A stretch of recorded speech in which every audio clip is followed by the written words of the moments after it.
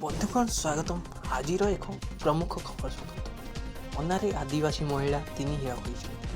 मध्य प्रदेश पन्ना जिले एक दुर्लभ घटना घटी। एठार एक आदिवासी महिला 3टी मूल्यवान हीरा खोजी। यही घटना तांकर परिवार पर एक बड़ आशा सूचना होगा सहित संपृक्त अंचल खुशी और चर्चा उत्पन्न कर।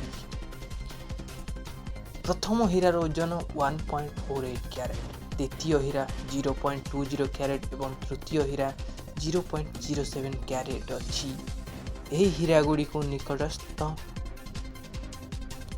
हीरा कार्यालय जमा कर यार नीलामी हेबो एवं जो हीरा भी जिते टंका ताको गवर्नमेंट को किसी टैक्स तापर से हीरार प्रकृत मूल्य कोटी हो कि जिते होगा ताको से महिला को मिल माने भावी पारुछंती। तो पन्ना मध्य प्रदेश पन्ना जो जिले में हीरा बोली हीरार खनि बोली कह जाए।